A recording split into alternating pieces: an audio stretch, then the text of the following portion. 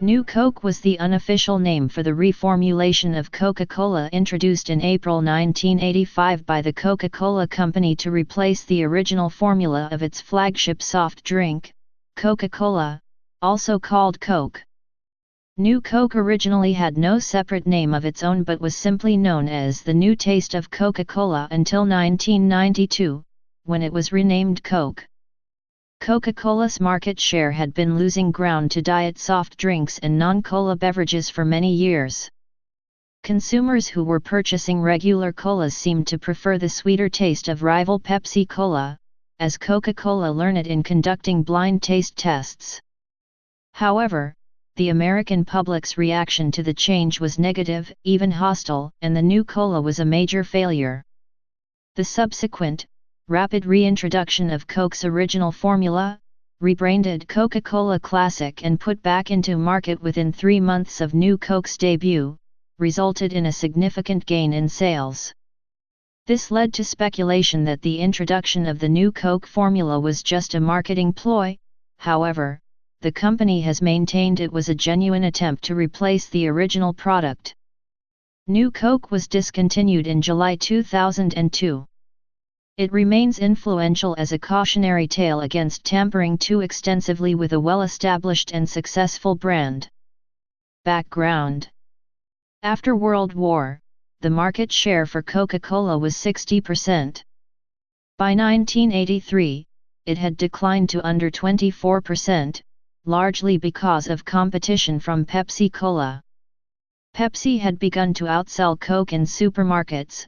Coke maintained its edge only through soda vending machines and fountain sales in fast food restaurants, concessions, and sports venues where Coca-Cola had purchased pouring rights. Market analysts believed baby boomers were more likely to purchase diet drinks as they aged and remained health and weight conscious. Growth in the full-calorie segment would have to come from younger drinkers, who at that time favored Pepsi by even more overwhelming margins than the market as a whole.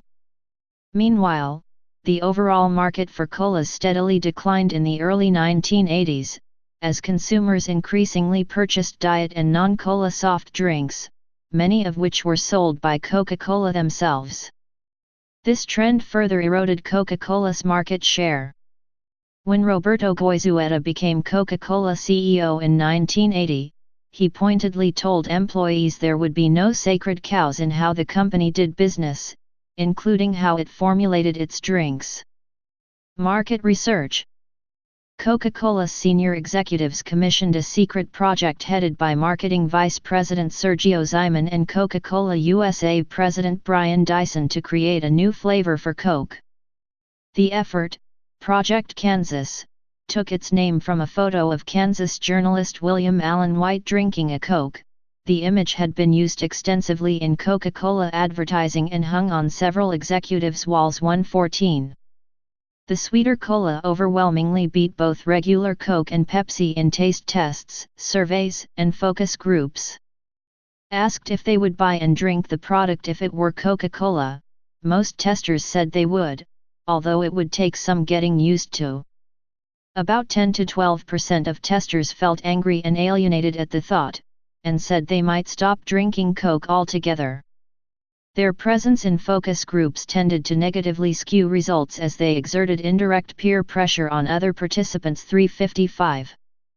The surveys, which were given more significance by standard marketing procedures of the era, were less negative and were key in convincing management to change the formula in 1985, to coincide with the drink's centenary. But the focus groups had provided a clue as to how the change would play out in a public context, a data point the company downplayed but which proved important later. Management rejected an idea to make and sell the new flavor as a separate Coke variety. The company's bottlers were already complaining about absorbing other recent additions into the product line since Diet Coke in 1982. Cherry Coke was launched nationally nearly concurrently with New Coke during 1985. Many of them had sued over the company's syrup pricing policies. A new variety of Coke in competition with the main variety could also have cannibalized Coke's sales and increased the proportion of Pepsi drinkers relative to Coke drinkers. Early in his career with Coca-Cola, Goizueta had been in charge of the company's Bahamian subsidiary. In that capacity, he had improved sales by tweaking the drink's flavor slightly, so he was receptive to the idea that changes to the taste of Coke could lead to increased profits. He believed it would be new Coke or no Coke, 106, and that the change must take place openly. He insisted that the containers carry the new label, which gave the drink its popular name 358. Goizueta also made a visit to his mentor and predecessor as the company's chief executive, the ailing Robert W. Woodruff, who had built Coke into an international brand following World War. He claimed he had secured Woodruff's blessing for the reformulation, but even many of Goizueta's closest friends within the company doubt that Woodruff understood Goizueta's intentions. 356:115. Launch. To hear some tell it, April 23, 1985, was a day that will live in marketing infamy, spawning consumer angst the likes of which no business has ever seen. The Coca-Cola Company, on the new Coke announcement. New Coke was introduced on April 23, 1985. Production of the original formulation ended later that week. The press conference at New York City's Lincoln Center to introduce the new formula did not go well. Reporters had already been fed questions by Pepsi, which was worried that new Coke would erase its gains. Goizueta, Coca-Cola CEO, described the new flavor as bolder, rounder, and more harmonious, 352, and defended the change by saying that the drink's secret formula was not sacrosanct and inviolable. As far back as 1935, Coca-Cola sought kosher certification from an Atlanta rabbi and made 2 changes to the formula so the drink could be considered kosher, as well as halal and vegetarian. Goizueta also refused to admit that taste tests had led the change, calling it one of the easiest decisions we've ever made. 117, a reporter asked whether Diet Coke would also be reformulated assuming is a success, to which Goizueta curtly replied, "No. And I didn't assume that this is a success. This is a success." 352. The emphasis on the sweeter taste of the new flavor also ran contrary to previous Coke advertising, in which spokesman Bill Cosby had touted Coke's less sweet taste as a reason to prefer it over Pepsi. 136. Nevertheless, the company's stock went up on the announcement, and market research showed 80% of the American public was aware of the change within days. 119. Early acceptance. The company, as it had planned, introduced the new formula with big marketing pushes in New York. Workers renovating the Statue of Liberty were symbolically the first Americans given cans to take home, and Washington, D.C., where thousands of free cans were given away in Lafayette Park. As soon as new Coke was introduced, the new formula was available at drink fountains in the United States as well as at McDonald's as Coca-Cola pushed this drink to market in many places. Sales figures from those cities, and other regions where it had been introduced, showed a reaction that went as the market research had predicted. In fact, Coke's sales were up 8% over the same period as the year before. Most Coke drinkers resumed buying the new drink at much the same level as they had the old one. Surveys indicated, in fact, that a majority liked the new flavoring. 153. 3/4 of the respondents said they would buy new Coke again. The big test, however, remained in the Southeast, where Coke was first bottled and tasted. Backlash. Despite new Coke's acceptance with a large number of Coca-Cola drinkers, many more resented the change in formula and were not shy about making that known, just as had happened in the focus groups. Many of these drinkers were Southerners, some of whom considered Coca-Cola a fundamental part of their regional identity. They viewed the company's decision to change the formula through the prism of the Civil War, as another surrender to the Yankees. 149-151. Company headquarters in Atlanta began receiving letters and telephone calls expressing anger or deep disappointment. The company received over 40,000 calls and letters. 119, including one letter, delivered to Goizueta, that was addressed to Chief Dodo, the Coca-Cola Company. Another letter asked for his autograph, as the signature of one of the dumbest executives in American business history would likely become valuable in the future. The company hotline, 1-800-GET-COKE, received over 1,500 calls a day compared to around 400 before the change. A psychiatrist whom Coke had hired to listen in on calls told executives that some people sounded as if they were discussing the death of a family member. 163. They were, nonetheless, joined by some voices from outside the region. Chicago Tribune columnist Bob Greene wrote some widely reprinted pieces ridiculing the new flavor and damning Coke's executives for having changed it. Comedians and talk show hosts, including Johnny Carson and David Letterman, made regular jokes mocking the switch. Ads for new Coke were booed heavily when they appeared on the scoreboard at the Houston Astrodome.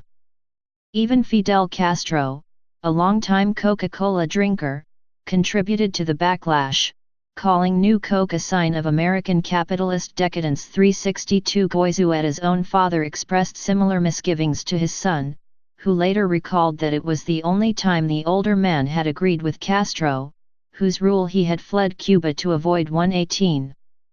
Gay Mullins, a Seattle retiree looking to start a public relations firm with $120,000 of borrowed money, formed the organization Old Cola Drinkers of America on May 28 to lobby Coca-Cola to either reintroduce the old formula or sell it to someone else. His organization eventually received over 60,000 phone calls. He also filed a class action lawsuit against the company, which was quickly dismissed by a judge who said he preferred the taste of Pepsi, while nevertheless expressing interest in landing the Coca-Cola Company as a client of his new firm should it reintroduce the old formula. 160. In two informal blind taste tests, Mullins either failed to distinguish new Coke from old or expressed a preference for new Coke. 162. Still, despite ongoing resistance in the South, new Coke continued to do well in the rest of the country. 149-151. But executives were uncertain of how international markets would react. Executives met with international Coke bottlers in Monaco. To their surprise, the bottlers were not interested in selling new Coke.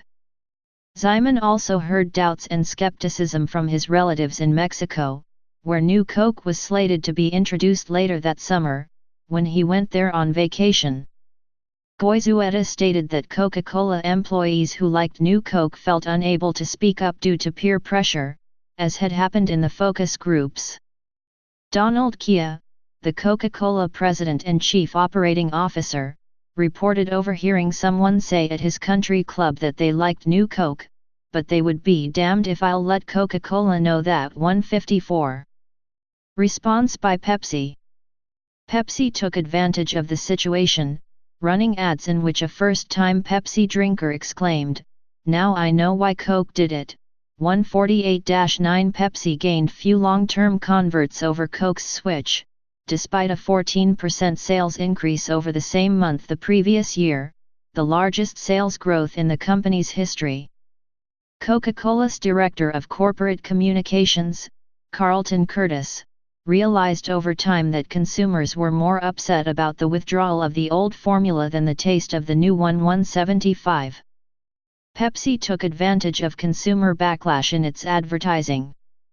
Roger Enrico, then Director of North American Operations, declared a company-wide holiday and took out a full-page ad in the New York Times proclaiming that Pepsi had won the long-running Cola Wars. 115-359. Since Coke officials were preoccupied over the weekend with preparations for the announcement, their Pepsi counterparts had time to cultivate skepticism among reporters, sounding themes that would later come into play in the public discourse over the changed drink. 125. After the announcement on April 23, PepsiCo gave their employees the day off, saying, "By today's action, Coke has admitted that it's not the real thing."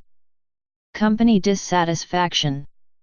Some Coca-Cola executives had quietly been arguing for a reintroduction of the old formula as early as May. 157. By June, when soft drink sales usually start to rise, the numbers showed the new formula was leveling among consumers. Executives feared social peer pressure was now affecting their bottom line. Some consumers began trying to obtain old Coke from overseas, where the new formula had not yet been introduced, as domestic stocks of the old drink were exhausted. 158 over the course of the month.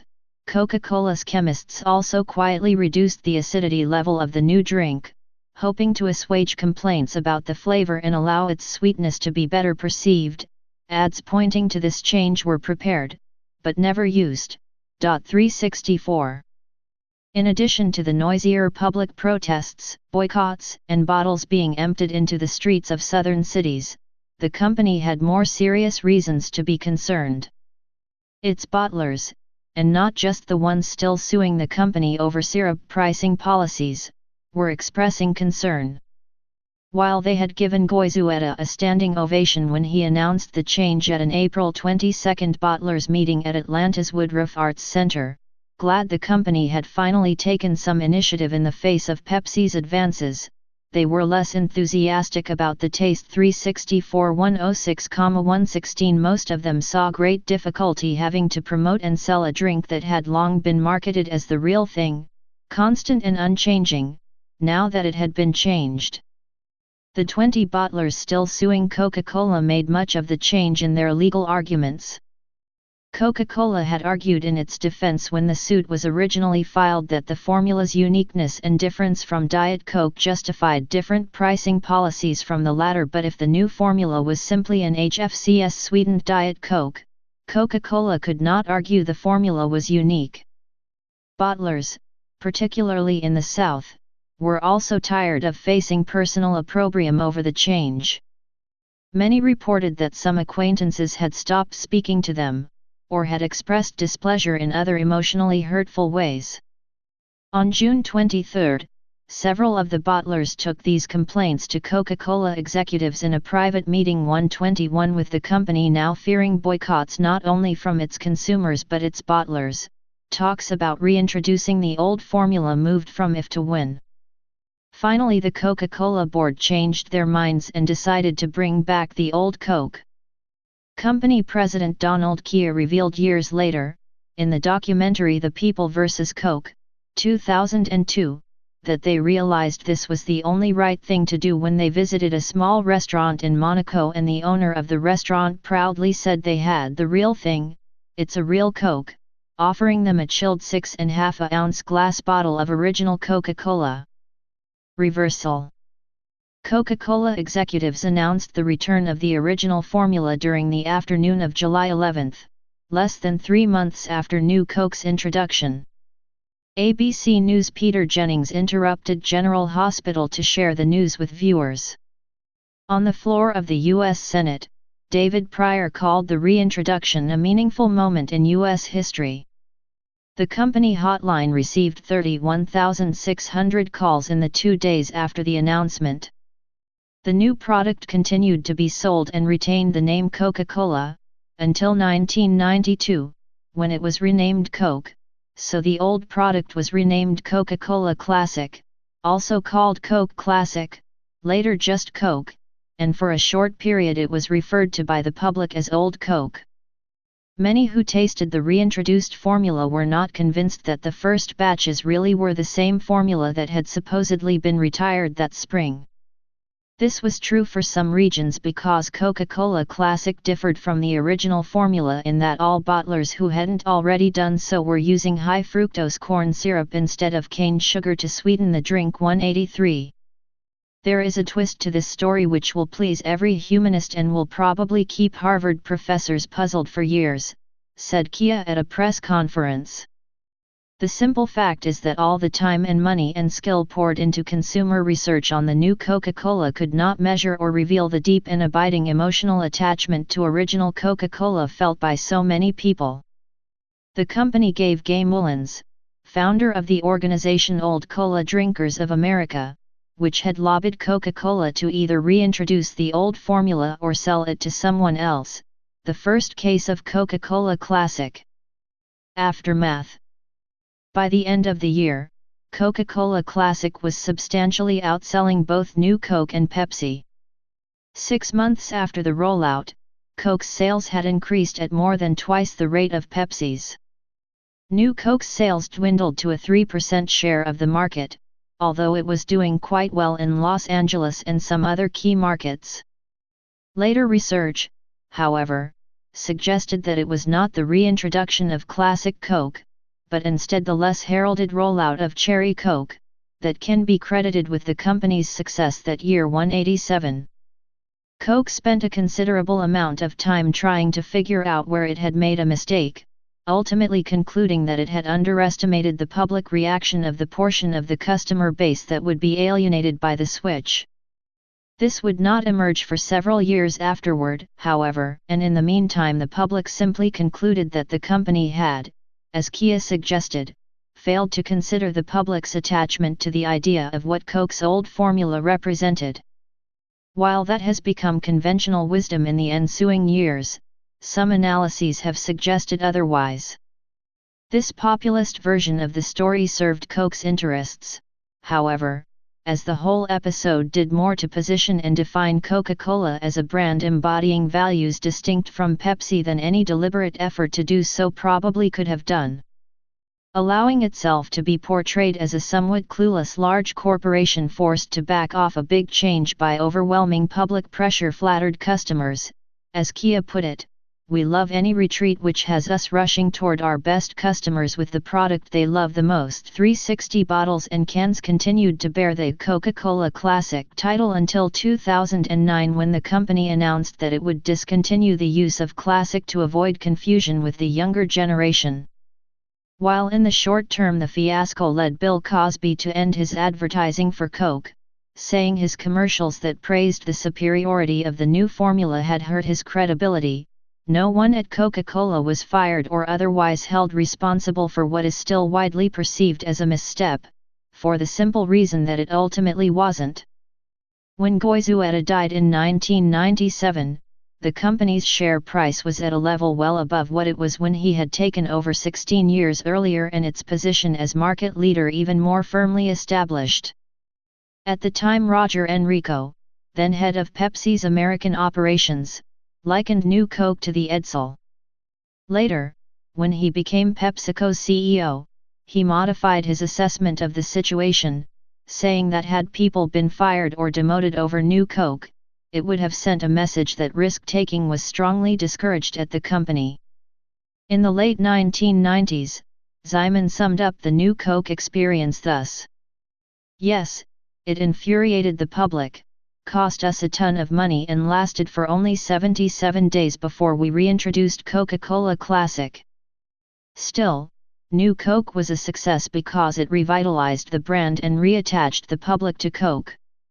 New Coke continued to do what it had originally been designed to do, win taste tests. In 1987, the Wall Street Journal surveyed 100 randomly selected cola drinkers, the majority of whom indicated a preference for Pepsi, with Classic Coke accounting for the remainder save 2 New Coke loyalists. When this group was given a chance to try all three in a blind test, New Coke slightly edged out Pepsi, yet many drinkers reacted angrily to finding they had chosen a brand other than their favorite. Goizueta claimed that he never once regretted the decision. He even threw an anniversary party for New Coke in 1995 and continued to drink it to death in 1997. After Coca-Cola Classic. In the short run, the reintroduction of Old Coke saved Coke's sales numbers and brought it back in the good graces of many customers and bottlers. Phone calls and letters to the company were as joyful and thankful as they had been angry and depressed. "You would have thought we'd cured cancer," said one executive. 181. But confusion reigned at the company's marketing department, which had to come up with a plan to market to Coca-Colas where such plans had been completely off the table just a few months before. Coca-Cola Classic did not need much help, with a red, white, and U campaign showcasing the American virtues many of those who had clamored for its reintroduction had pointedly reminded the company it embodied. But the company was at a loss to sell what was now just Coke. The best just got better could no longer be used. Marketers fumbled for a strategy for the rest of the year. 366 matters were not helped when McDonald's announced shortly after the reintroduction that it was switching from New Coke back to Coca-Cola Classic at every store across the country. 369. At the beginning of 1986, however, Coke's marketing team found a strategy by returning to one of their original motives for changing the drink, the youth market so beholden to Pepsi. Max Headroom, the purportedly computer-generated media personality played by Matt Frewer, was chosen to replace Cosby as the spokesman for Coke's new Catch the Wave campaign. With his slicked-back hair and sunglasses, he was already known to much of the U.S. youth audience through appearances on MTV, where he had first appeared in The Art of Noise's Paranoia video and Cinemax. The campaign was launched with a television commercial produced by McCann Erickson, New York, with Max saying in his trademark stutter, "CCC Catch the Wave," and referring to his fellow Cokeologists. In a repost to Pepsi's televisual teasings, one showed Headroom asking a Pepsi can he was interviewing how it felt about more drinkers preferring Coke to it, and then cut to the condensation forming on, and running down, the can. "SSSS sweating?" he asked. It was a huge success, and surveys likewise showed that more than 3/4 of the target market were aware of the ads within 2 days. Coke's corporate hotline received more calls about Max than any previous spokesperson, some even asking if he had a girlfriend. The ads and campaign continued throughout the year and were chosen as Best of 1986 by Video Storyboard of New York. Coke. In 1985, New Coke was sold only in Canada, the United States, and United States territories, while the original formula continued to be sold in the rest of the world. New Coke was eventually returned to the company's product portfolio. It was test-marketed in certain U.S. cities under the name Coke in 1990 and officially renamed Coke in late 1992, despite the company's original intention not to create a second brand. Filmmaker Miranda July is said to have suggested the name of Coke while working as a tastemaker for an ad agency. However, Coca-Cola did little to promote or otherwise distinguish it. In a market already offering far more choice of drinks calling themselves Coke in some fashion or another, the public saw little reason to embrace a product they had firmly rejected 7 years earlier, and within about a year, Coke was largely off the American shelves again. By 1998, it could be found only in some scattered Midwestern markets, and in July 2002, Coca-Cola confirmed its discontinuation. On August 16, 2002, Coca-Cola announced a change of the label in which the word classic was no longer so prominent, leading to speculation that it would eventually be removed and the last traces of New Coke eliminated. In 2009, Coca-Cola permanently removed Classic from its North American packaging. As of 2017, however, the Classic label continues to appear on Coke cans in international markets. Commercial legacy. New Coke had the spotlight for only 3 months but casts a long shadow, in both the business world and popular culture, that can be seen today. It is most frequently mentioned as a cautionary tale among businesses against tampering too extensively with a well-established and successful brand. For a product so widely despised, noted Adweek blogger Tim Nudd in 2006, more than 2 decades later, New Coke, aka Coke, still gets an admirable amount of ink. He noted Blink, The Power of Thinking Without Thinking, 2005, by Malcolm Gladwell, and Why Most Things Fail, Evolution, Extinction and Economics, 2005, by Paul Ormerod, that dealt with it at some length, as well as 2 recent mentions in Forbes and Sports Illustrated. Within Coca-Cola, the role the company's bottlers had played in forcing its hand led executives to create a new subsidiary, Coca-Cola Enterprises, which bought out several of the larger bottlers and placed distribution and marketing efforts more tightly under Coca-Cola's control. Conspiracy theories.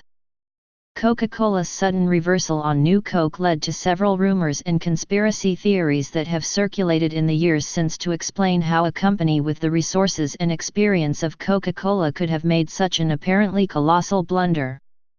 Some explanations that have been proffered are: the company intentionally changed the formula, hoping consumers would be upset with the company, and demand the original formula to return, which in turn would cause sales to spike. Kia answered this speculation by saying, "We're not that dumb, and we're not that smart." The putative switch was planned all along to cover the change from sugar-sweetened Coke to much less expensive high-fructose corn syrup, HFCS, a theory that was supposedly given credence by the apparently different taste of Coke Classic when it first hit the market. The U.S. Sugar Trade Association took out a full-page ad lambasting Coke for using HFCS in all bottling of the old formula when it was reintroduced. In fact, Coca-Cola began allowing bottlers to remove up to half of the product's cane sugar as early as 1980, 5 years before the introduction of New Coke. By the time the new formula was introduced, many bottlers were already sweetening the drink entirely with HFCS. It provided cover for the final removal of all coca derivatives from the product to placate the Drug Enforcement Administration, which was trying to eradicate the plant worldwide to combat an increase in cocaine trafficking and consumption. While Coke's executives were indeed relieved the new formula contained no coca and concerned about the long-term future of the Peruvian government-owned coca fields that supplied it in the face of increasing DEA pressure to end cultivation of the crop, according to author Mark Pendergrast, there was no direct pressure from the DEA on Coca-Cola to do so. This theory was endorsed in a Time magazine article, as well as by historian Barto Elmore, who claims the reformulation was made in response to the escalating war on drugs by the Reagan administration.